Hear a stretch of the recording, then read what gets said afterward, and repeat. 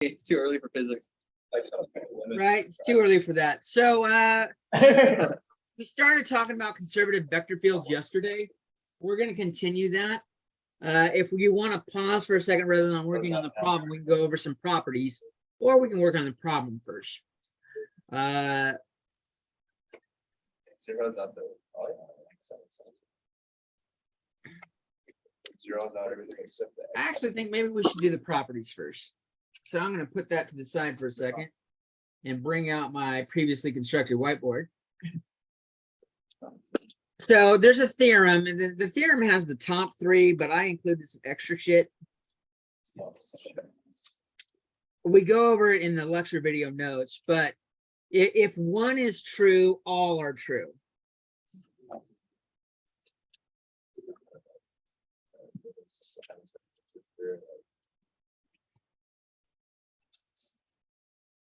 And vice versa, if one of them is false, the rest are false as well.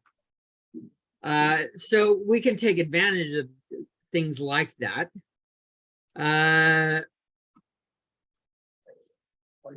So it's conservative. The circle on this means a closed loop curve or closed integral. So f dot dr will equal 0 on a conservative. This is exactly what Lawrence and Eric were just talking about. They were wondering why the magnetic field, which is B, wasn't getting a result of that, and apparently it meets the criteria of this theorem. It was not, f dot dr did not equal 0 for them, so it's not a conservative vector field. And then if we're not on a closed loop, we're just doing any path. It doesn't matter which path we take. We can make a straight line. We can, do some crazy wonky thing, go past it, come back around to get to it. But doesn't matter how we get there. Going from point A to point B has the same result. And you don't have to use the potential function to find it if you parameterize it with T or something like that. And we're going to take a look at doing that with both on the problem that we had on that board. A way to check to see if something's conservative, if you don't have a potential function to check against, is take the curl of it. Or when it's two-dimensional, because f is a function of f, xy, and g of xy only, you're doing like the 2D version of the curl, which is I've been calling rotation. And I got that idea from Khan Academy, 3 blue, 1 brown. He called it rotation too. And it's true, it is rotation, but I don't think he uses that notation, but I like it. It works for me. This is a subset of the big 3D matrix. This is the K component for the 3D matrix for curl. And this property has to hold true for 2D, and then 3D, all of those have to hold true. And that comes from doing the curl as well. Guess which one you're going to memorize and guess which part you're not going to memorize. You should have this one memorized because it's too easy. Memorize that bad boy. You're going to use it a lot. As you'll see when we start tomorrow's lecture, I'll just give you a taste of it now. If dg dx minus df dy does not equal 0, then we can do the line integral of f dot dr is equal to the double integral of dg dx minus df dy dA. So what we're effectively doing, this is Green's theorem. Green's theorem, that's tomorrow and Friday. We're going to work with it. But it's directly related, and so it's worth memorizing this because it shows up here. Okay. I'll let you assimilate that knowledge real quick, and then we'll go on to a problem.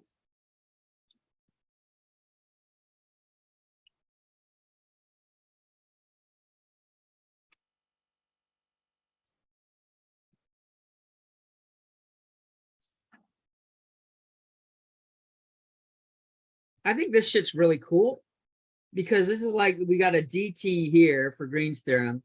Over here, we might have dx dy, we might have dr d theta if we're doing polar.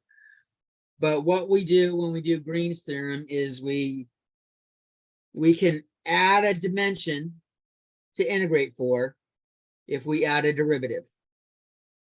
So we can do 2 integrals and 2 derivatives, or 1 integral and 1 derivative. And sometimes doing one or the other is useful. That's Green's theorem now. I'm getting ahead of myself. Let's focus on the conservative vector fields.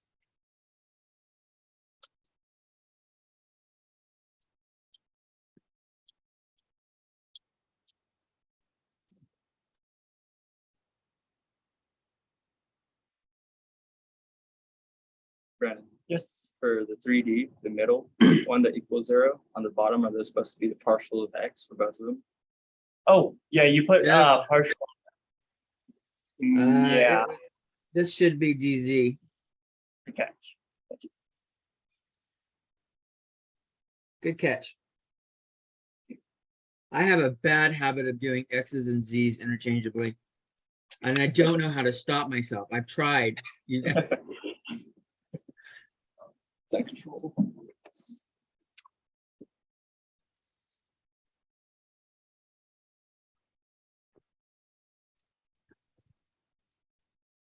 I'll give you guys another 30 seconds, and then we'll start doing some problems in conservative vector fields and looking at different ways to do it.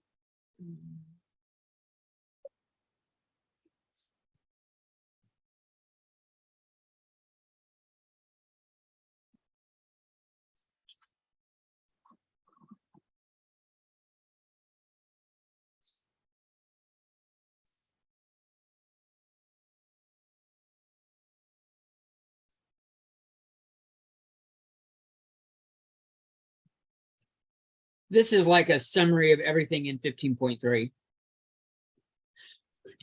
All on one little sheet.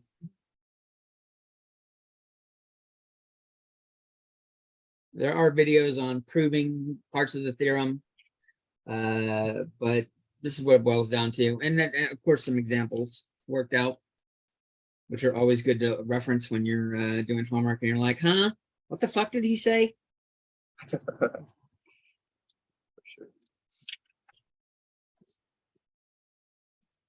That is one real good example of the setup we're doing. Not only are lecture videos online, but we're recording this on Zoom. So like, even if you attend lecture, you're like, I didn't catch something in class, and I apparently misunderstand it. So you can always turn the video back on and go back to that section of the chat. It's almost like having a little recorder for every classroom, but it's visual as well, not just audio. All right, let's take a look at doing some examples with this. This is the problem I had set up on the board when you walked in. We want to show that this force field is conservative and find the work done by moving a particle from -3,0 to 4,1 along any path. I had a request about these problems. Could you, like, when you throw up a problem, could you maybe give like a minute or two for us to copy it down before you start working on it?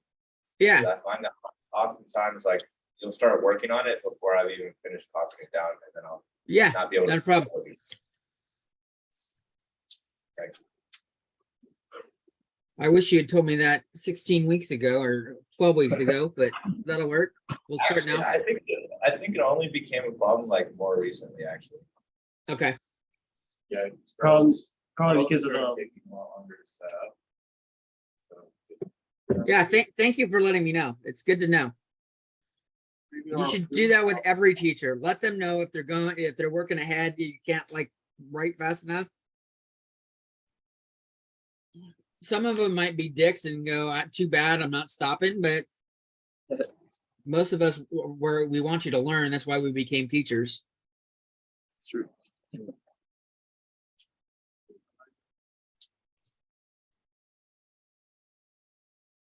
At least college teachers. High school teachers, they really wanted you to learn because they're definitely not there for the pay. High school teachers get like 60% of what we get. Oh, wow. Just don't mind the teachers that are always cynically thinking, you can tell that they're cynically thinking to themselves, I should have been a college teacher. I should have definitely been a college teacher. I just don't have it. Less work, less obligations, more pay. It's a win-win.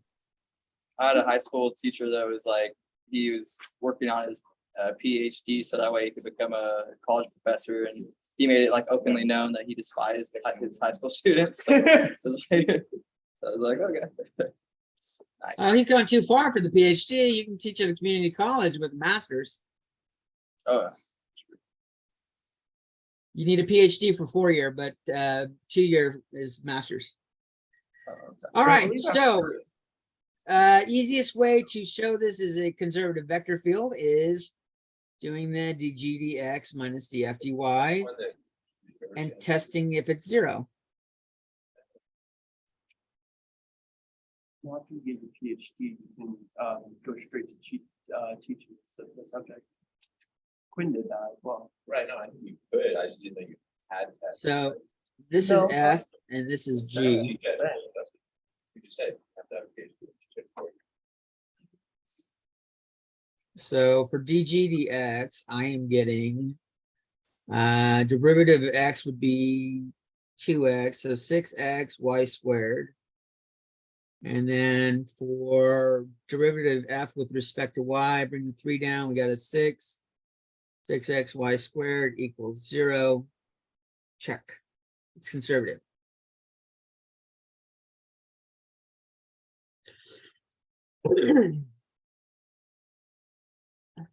Now we have 2 options.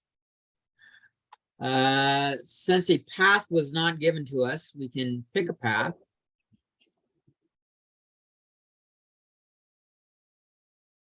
So option A, pick a path and do it.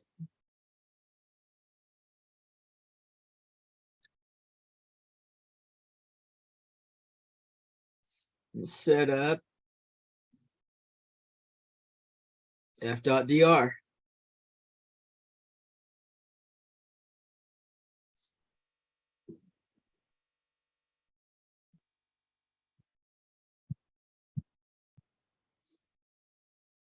And maybe we should do both because it's good practice. And it reinforces what we did with line intervals. The other option is, since it is a conservative vector field, we can find the potential function.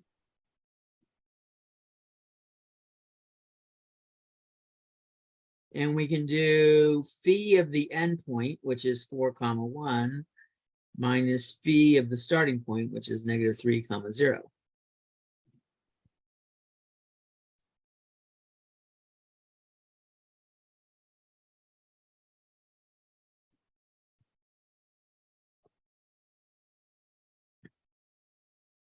So which one do you guys want to do first?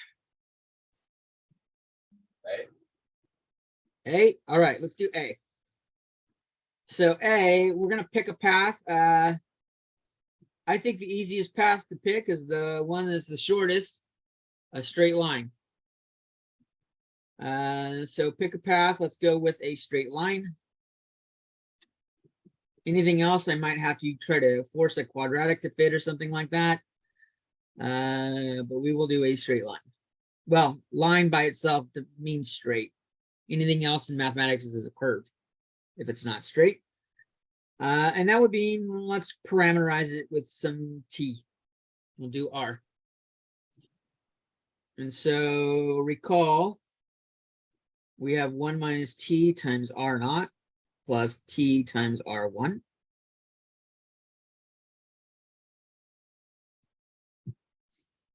Which is 1 minus t times -3, 0 plus t times 4, 1.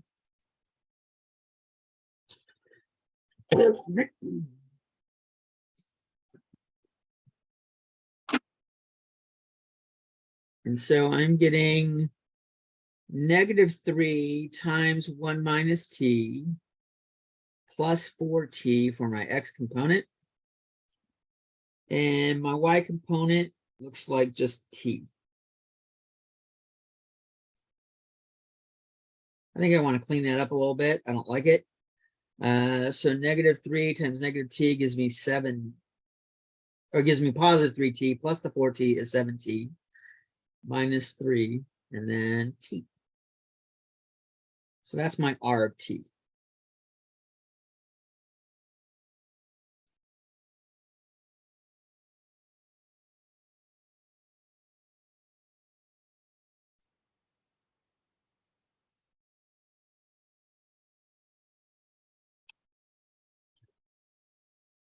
So dr dt,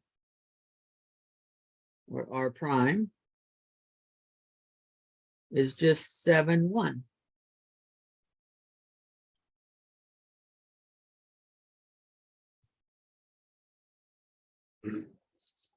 And in the notation that we've been using, that's dr.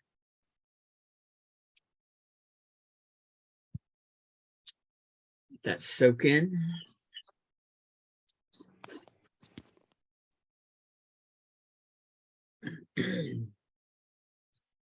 That down. I'm going to rewrite f where it's more accessible.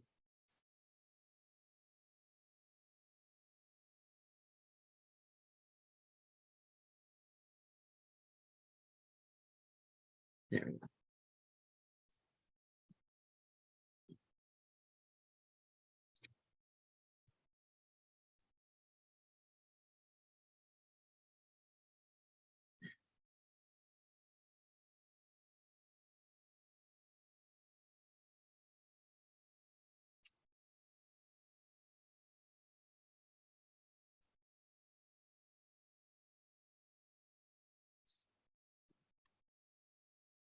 Well, that's not exactly dr.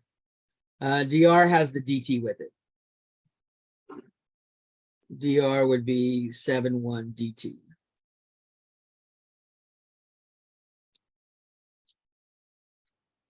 So we need t's. If we do f dot dr, we got f in terms of x's and y's. We don't want that because we want to be able to integrate it. So we need t's, which means we need to use this. And this is my x component. That's my y component.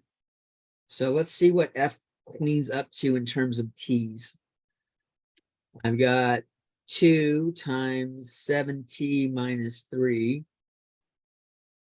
times y cubed would be t cubed.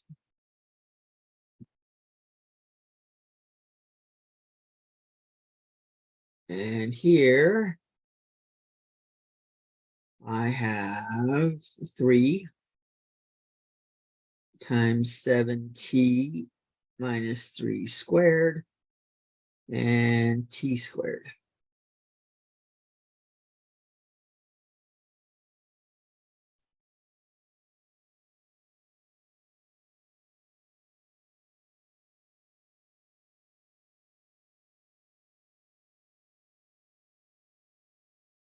So I've got 14t times t cubed is 14t to the 4th minus 6t cubed.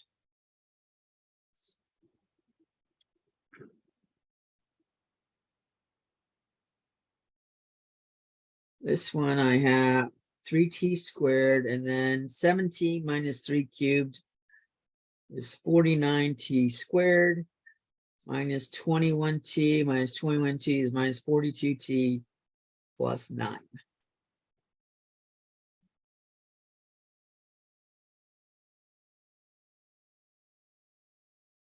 So I'll distribute that, finish doing that one. So 3 times 49 is 147, 147t to the 4th. 3 times 42 is 120, and 6 is 126. I got t squared, and t is t cubed. And finally, 9 times 3 is 27. So 27t squared. That's F.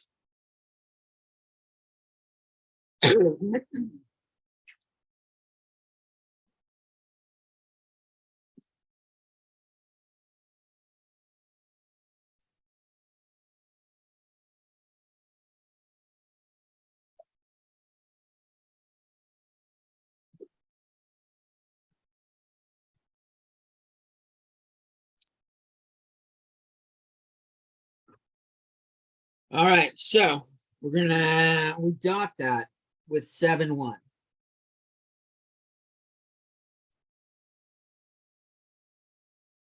Maybe I'll do that right here. Dot 7, 1 will give us f dot dr.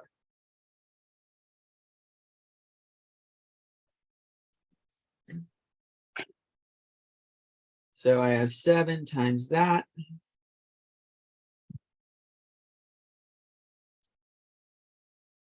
Plus 1 times that's easy. At least that number, those numbers aren't getting any bigger.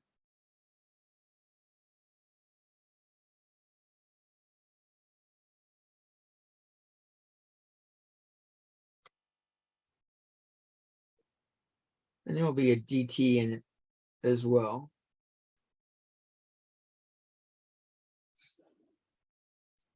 Seven times 14 is what, 98?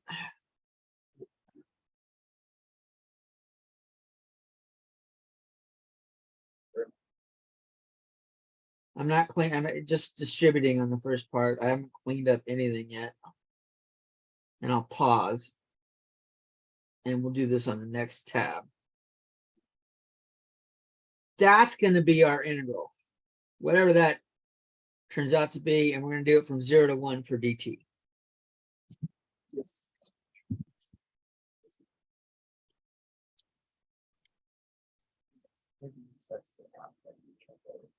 The Q was implemented in as they get the comments.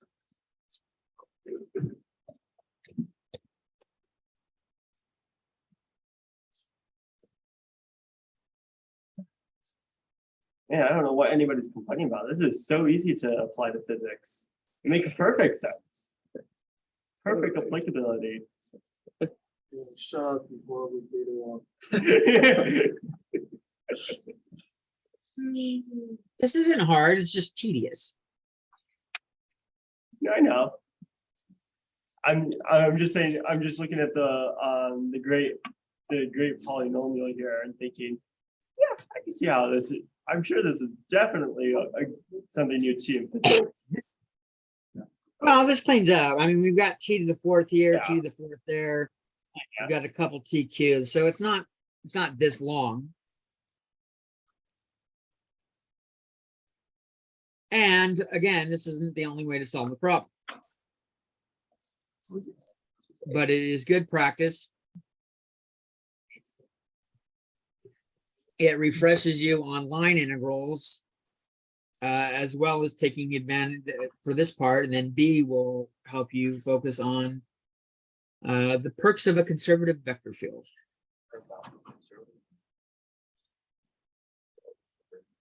Okay. Yeah. 0 to 1. The reason, hey Lawrence, the reason that we can go from 0 to 1 is because we use that equation to have the path be a line. That if you check that and put 0 and 1 into that original R vector, you will get those points that you put in first. This That will be, if equation, you plug in 0, you get that. If you plug in 1, you get that. it's just how the equation was set up. So we can always assume that t can go from 0 to 1.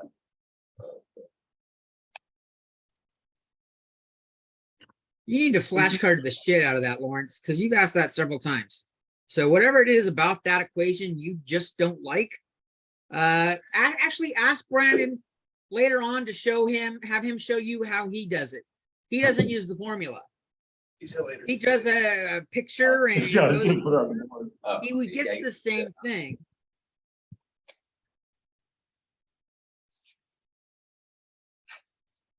I'm putting it on the board right now. Continue talking. Okay. Well, I see people still writing, so when everybody doesn't look like they're writing, well, they might be writing what you're writing now. Fuck that. Yeah, I'm just doing the All right. integral. So let's do the integral. I combined like terms. So that's what I got. I think I'm correct. I did it in my head though, so you never know.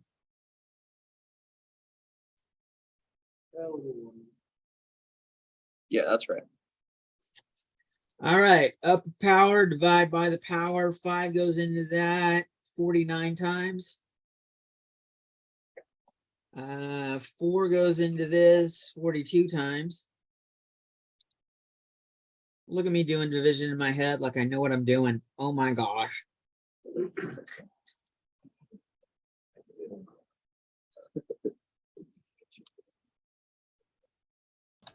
Man, it looks right because if you do the 16 divided by 4, when you with your Yeah. you get 4, and then the 8 divided by 4 is just 2. You get, that's how you get That's 42.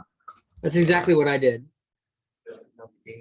On this one, I did it 5 into 24 gives me 20, and it left 45 or 4. Okay, I did the long division in my head for that one, but dividing by 5 is easier for me, at least. That just went in nice and easy.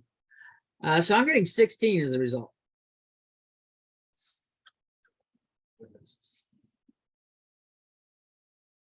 I'm gonna rewrite our I function, got you.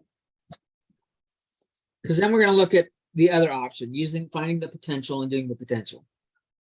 So F was 2xy squared, 3x, wait, nope, 2xy cubed, 3x squared y squared.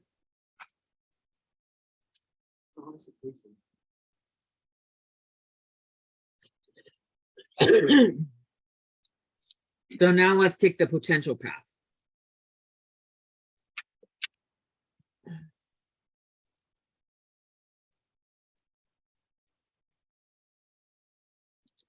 Recall that for a conservative function, f is the gradient of phi, which is, Pressure down. yeah, Lawrence, just want to confirm this is B, right? This is like this. yeah, this is b. Okay. We should get 16. This is d phi dx, d phi dy. And maybe I'll rewrite down our points. It was -3, 0, and 4, 1. Because the potential function will use those.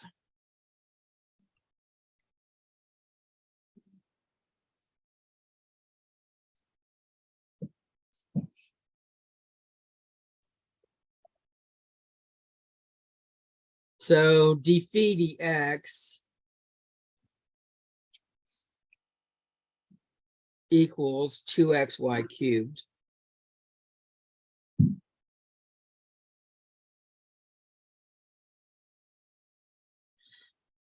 And if I integrate both of these with respect to dx,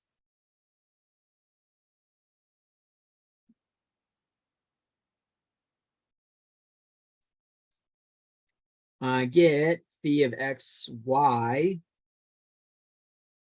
equals x squared y cubed plus some constant, and that constant can be a function of y.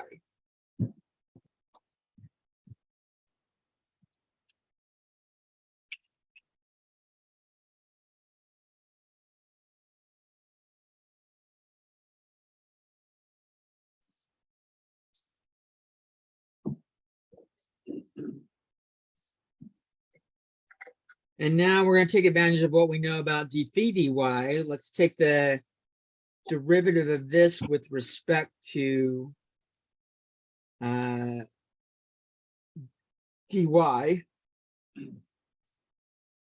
So what I'm going to do is put that in. We'll do d dy. Oh, maybe I'll put that over here. Leave the equal sign where it was. We're going to do d dy on both sides. And I get on the left side, I get phi of y equals, or d phi dy. This side, I get 3x squared y squared plus h prime of y.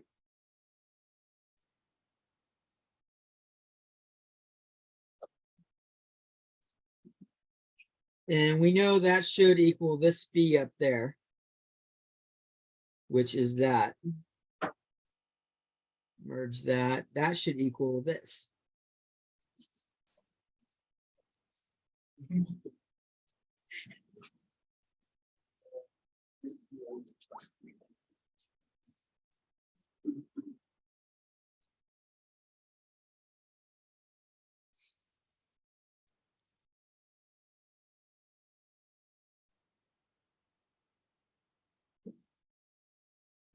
So if I subtract 3x squared y squared from both sides, I get h prime of y equals 0.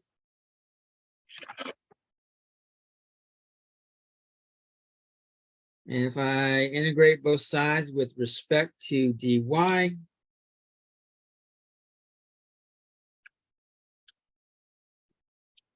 I get h of y is some constant.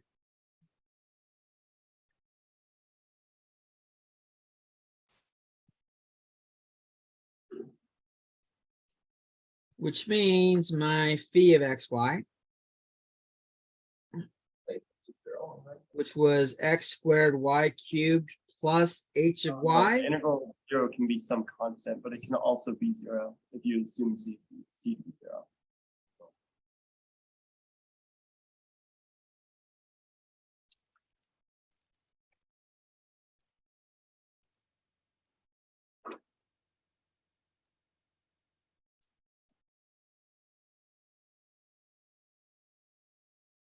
Yeah, that is like one of the first things you learn in calculus 1. After you learn all the, like how limits work. The first derivative thing you learn is the derivative of a constant is 0. And so integrating is 0 gets you back to constant. I didn't really know that until like just it's like, oh yeah. All right, so we've got our phi, we've got our points. Like usually when we have an integral and then we get a 0 in there, we plot it in. Yeah. Oh, it's 0. Okay, cool. I think it's just probably just glossed over that. I certainly don't remember it. I took good Calc points. All right, so we've got our points. So taking advantage of the conservative nature of our vector field, this equals phi of P1 minus phi of P0.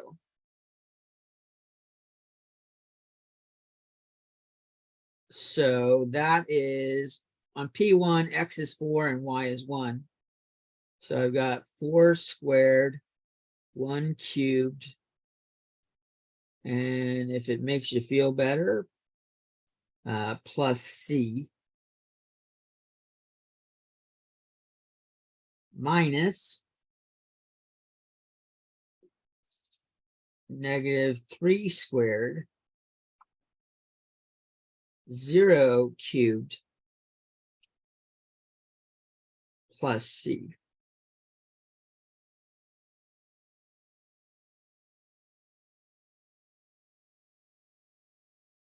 So we've got 16 plus C. That goes to 0, but we have the C here, so minus C. I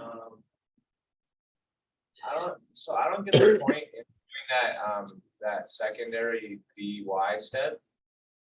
It just seems like you just tack on a plus c to your original phi of xy. It's from the HY. I know, but like, is it ever gonna not be 0 or just some constant? Yeah, we did yesterday where it wasn't a constant. I mean, there will always be a constant, but yesterday when we did it, look over your notes yesterday. We had like 5 terms when we did it. When we integrated h of y, there was more stuff to it.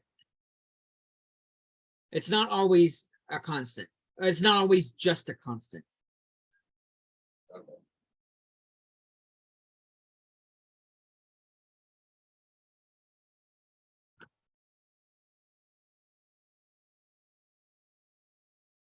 In fact, I can show you the problem we did yesterday in class was we did number 12.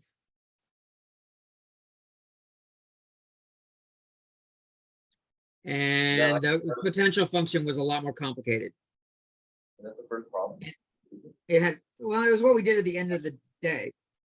Yeah, we started with 10. That's true. But see, on this one, we got 16 both ways. So which one you want to do is up to you.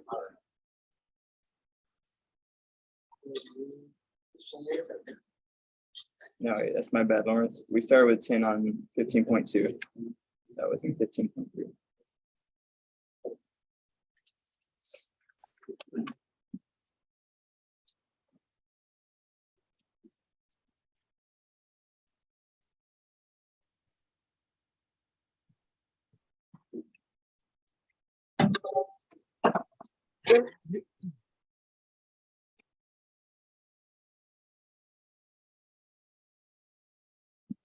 All right, let's see. We've only got 13 minutes left. Which problem do I want to do?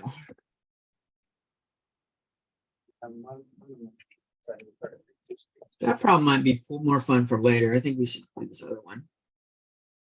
You guys ready to look at least something else? Yeah. All right, here's another problem. And we're gonna find the result. Knowing that you're in 15.3 means there's a good chance this is a conservative vector field, but we should check. And I need to wait a second because Lawrence told me to pause after I put up a new problem. What's up with these weird ass fucking vector fields? Like, I don't get like they're not like, these don't seem real. Like, you know, like we have like the connection or whatever with physics is like, What do you know about vector fields? not a lot, but Yeah. but it just it doesn't, unless I'm wrong, it doesn't feel like it actually connects to like a vector, like right, like when I think of vector field, I think like, oh, gravity, or we have electric field, or we have magnetic field, or we have these different fields. What field is E to the negative y cosine x? Like, what is this? How is gravity any fucking better? How is that better? It's not better, but it's at least like real. Like what I'm trying to ask is like, what I don't know. is.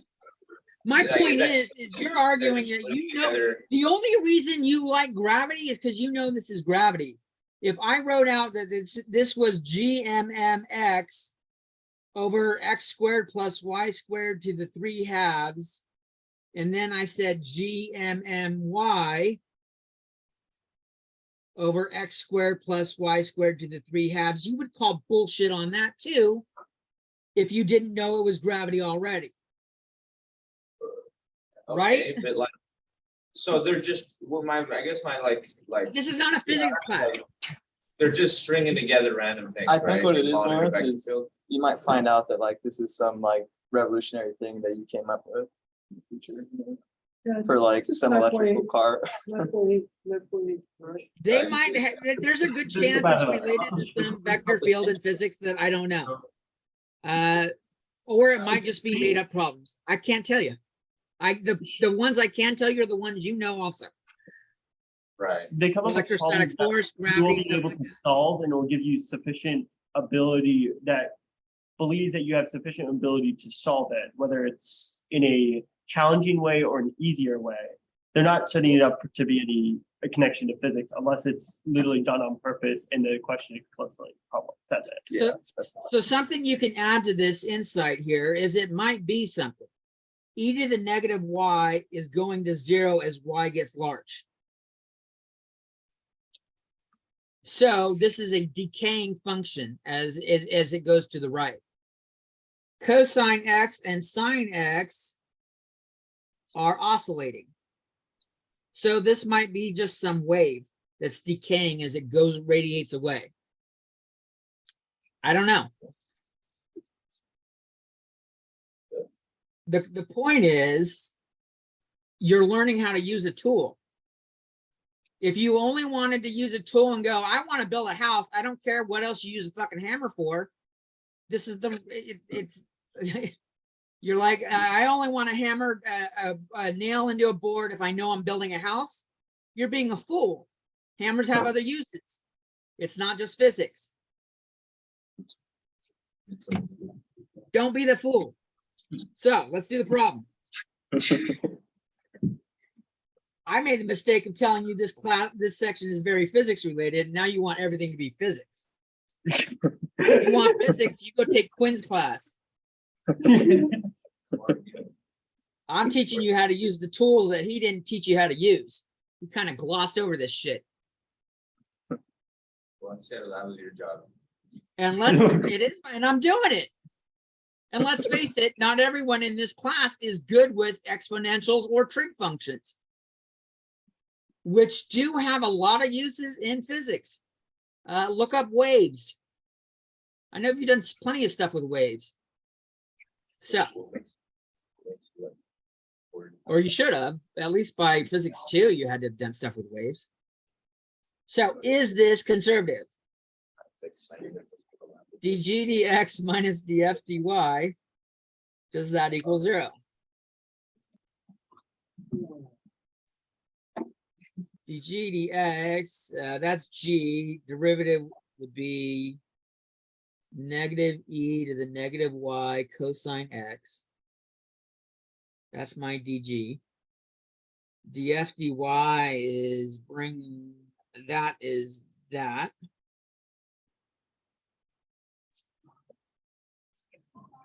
And that becomes a plus. These do add up to 0. So it is conservative.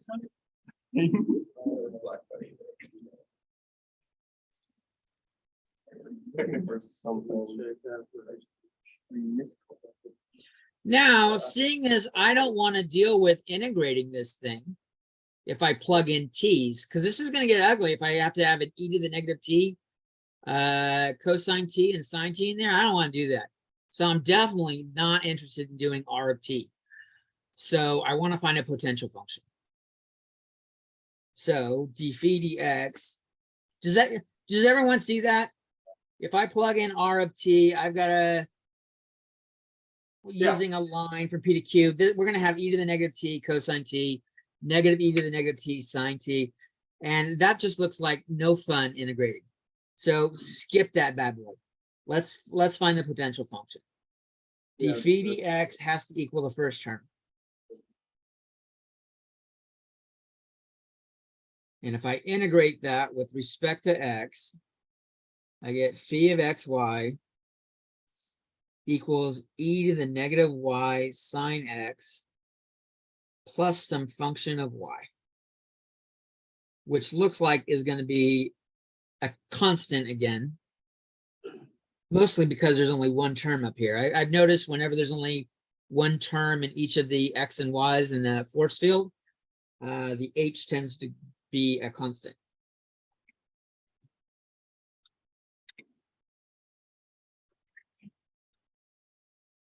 So when you, in the last problem, when you just called the x component phi of x, that's just like by definition or something? Yeah, it's a constant force, or a conservative vector field is the gradient of phi, the potential function. Okay. And we did that in 15.1. This is just how it's works out. I don't know why, but when I do that, so it's just like, yeah, I cannot confuse. No, the phi.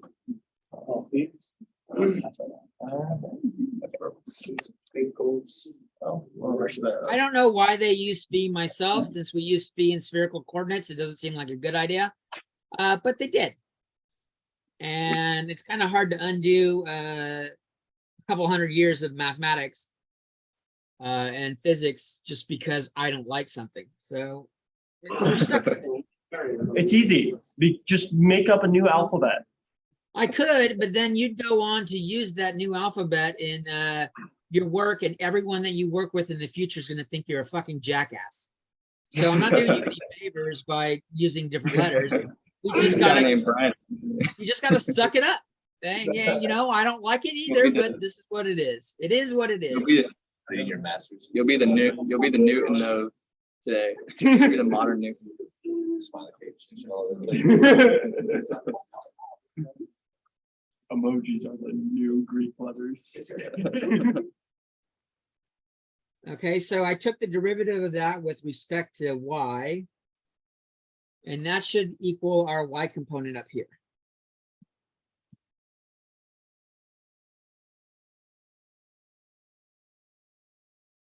So again, we can subtract them out. We get h prime of y equals 0. When you integrate 0, you get a constant, which means my phi is e to the negative y sine x. Mr. Jones, you just said that when you integrate 0, you get a constant, and then you just put 0 again. Well, 0 is a constant. The easiest one to use is 0 if you're not doing it for anything else. But I'll put C. It's technically C. Only with the initial conditions would you know which one it is. And we didn't have any initial conditions. But we do have P and Q. P, which is pi over 2, that's my 0 point. That's P0. And Q is like the P1, it's negative pi over 2, comma 0. So we're looking at phi of Q minus phi of P. That's a negative pi over 2. Damn you, you thick pins. So e to the 0 sine of negative pi over 2 minus, oh, wait, plus the C minus e to the 1 sine of pi over 2 plus the C.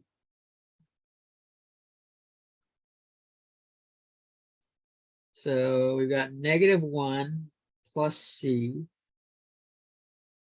minus E minus C. I'm getting negative 1 minus E.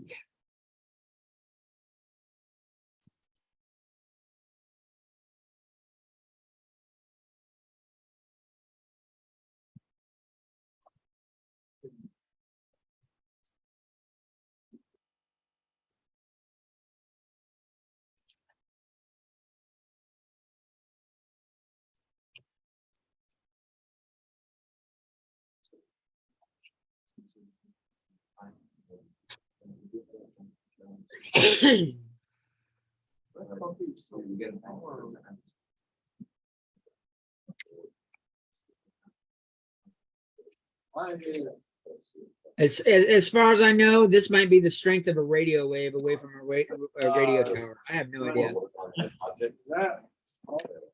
Like, since it's negative. Maybe probably y is 1 should be 1 over e. Each of the zeros. Oh, you did a negative 1. Okay. Oh, Mr. Jones, you put e to the 1 instead of e to the You're negative right. 1. You're right. Yeah. My bad. Good catch. Oh, yeah. So it's part of the word. That makes sense. Okay. It was negative.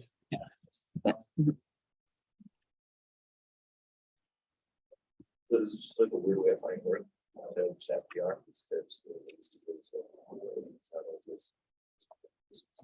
Yeah, Andre.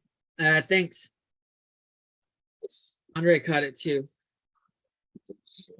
All right, and it's 9 o'clock, so that'll be it. Of course, Andre, overachiever. Staying at home. Lazy eye. Tomorrow we're looking at Green's theorem. Green's theorem uses that dg dx again. We're doing not a closing roll. F dot dr equals this dg dx minus df dy dA. This is Green's theorem over the surface. And so what it's doing is the line integral around it. This is what it's related. We're going around it. Yeah, only 5 seconds, right? The first one Maybe We have try- a full try week, so, you know. Oh, Lauren, The lab is good. do you understand what I? The computation. Remember the ones where like we just did the rolling the ball? Essentially, what that they was did, like what the only difference is that I, I, then we had to I'm do the used to doing it in computational two part of that, like, steps. to see how I Different have from one to line up with that. Okay. Maybe do that, 'cause